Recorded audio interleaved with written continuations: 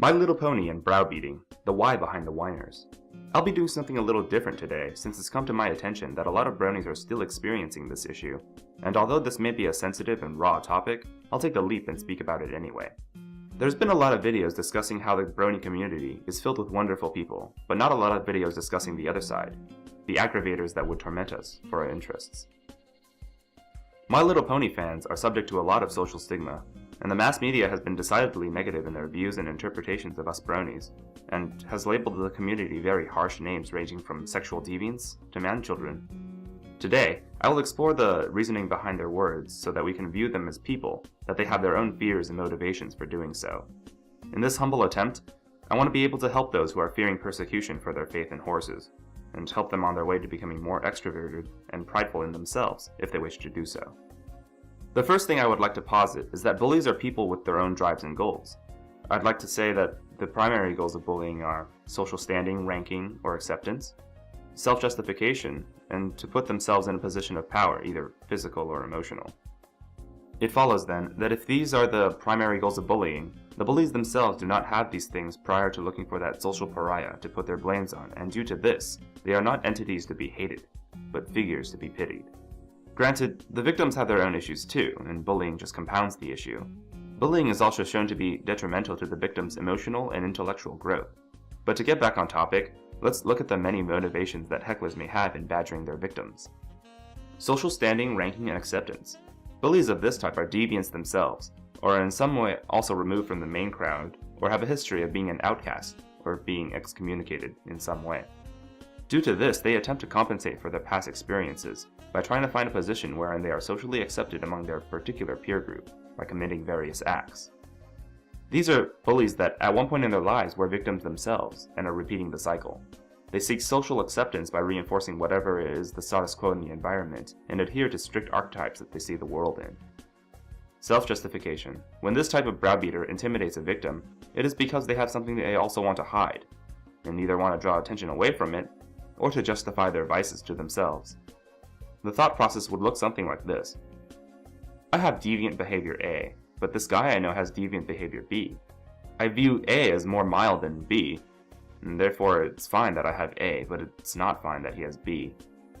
They do this to make their own actions more justifiable to themselves, and to see themselves in a more positive light. Power. This is probably the most general and includes the subtopics above, but it's worth discussing in that it's one of the most common motivations. Putting themselves in a state of physical power means that they lack physical power somewhere else in their life, and perhaps view that in some aspect of their life, acquiring more power would have benefited their life in some way. Whether this is abuse at home, or being in an environment that dictates physical strength as a sign of maturity and coming of age, this physical power is something that they lack, and are overcompensating for. Those seeking emotional power over others are in all likelihood people who experience a lack of attention, emotional dissonance, or even a state of separation specifically on a metaphysical level with someone that they feel they should be close to. Some examples may include close friends, family, or significant others. There are two motivations outside of these three that apply to mobbing, which is the form of bullying that is expressed in a group. And I'll go into detail how you should react to this type of negative feedback later, but for now I'll just mention the reasoning. Social stasis. Social stasis is an interesting topic that includes a lot of backstory that would take far too long to explore in full here. So instead I'll just respectfully ask that viewers interested in the topic research it themselves when they have the time. In brief though, social stasis is the idea that in a community that has reached equilibrium with the surrounding environment, and this would include things like social media, the established historical culture, among major other influences affecting large communities, the inhabitants of that community will work to preserve that balance. When a new idea is introduced to this community, it is typically rejected and subsequently made a piñata out of. Only in very rare circumstances are new changes accepted, and these changes are typically ones that make the society even more static.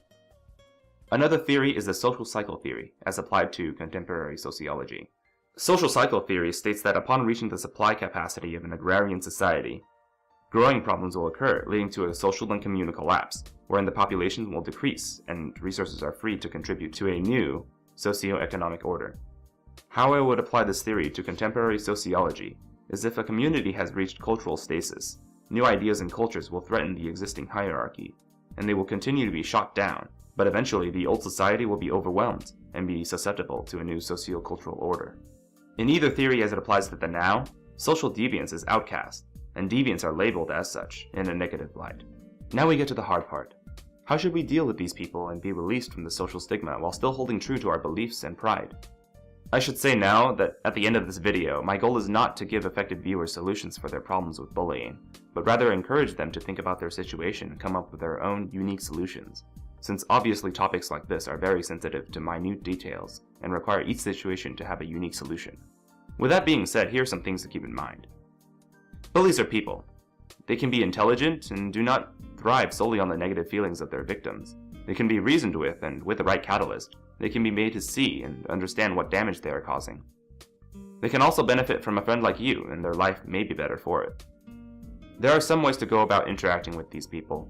I subscribe to the belief that people will be naturally good, and are changed in their upbringing to shape them in their later years in life.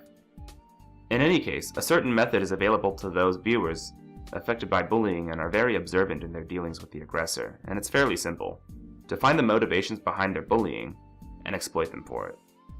For example, if you find that an aggressor is troubling you because of problems at home, bring those problems to light, and if carefully done, this should quell whatever issue they have with you. However, if recklessly done, this will not only exacerbate the problem, but psychologically harm both parties. Instead, I would suggest taking what lessons you can from the show. Many bronies have said that the lessons garnered from the show have real-life applications, and this is very true, although these applications are not explicitly stated. Rarity has a song about how she wants to be a pony that every pony should know. This is not only useful for being the center of social standing, but if you achieve this status, read, if you have a skill that's valued in your community, and show that you are a positive influence in that community, then whatever deviant behavior or quirks you have will be brushed to the side. Don't commit felonies though, they're a bit harder to push off. You'll be aided by group psychology, and at the same time as becoming more extroverted, you will invariably make more friends as you become more vital to the community that surrounds you, and the hecklers will leave you alone. I believe that this is the most effective way to rid yourselves of heckling, to become a positive influence in your community. Of course, I don't think that everyone immediately knows what they can do to be a positive influence, and some bronies have traits that are not particularly conducive to this idea, such as a lack of charisma, self-esteem, or confidence.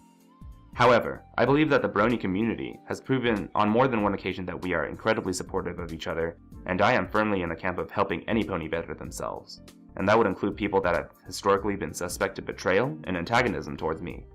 Show that you can forgive, and that you can contribute. If there's an individual out there, plagued by shyness and a lack of self-esteem, let Fluttershy be a guide for you. As much as I disagree with her character, she is wonderful as she provides a conduit for people of that type in order to find themselves within their own comfort zone. The magic of friendship, like Twilight says in Equestria Girls, is not only in Equestria, but is everywhere. If you are an individual that has problems with communicating with others and finding friends, look to Fluttershy for support. For any topics that aren't covered here, you need look no further than the show. Nobody insults Applejack for being uneducated, and with Pinkie Pie, no one minds her quirks either. Look to the show for support, an example, if you find that none are immediately available to you. Although, if you look hard enough, there's always someone willing to help you in your community. Just keep that in mind. If you need more help, then let this be an announcement here.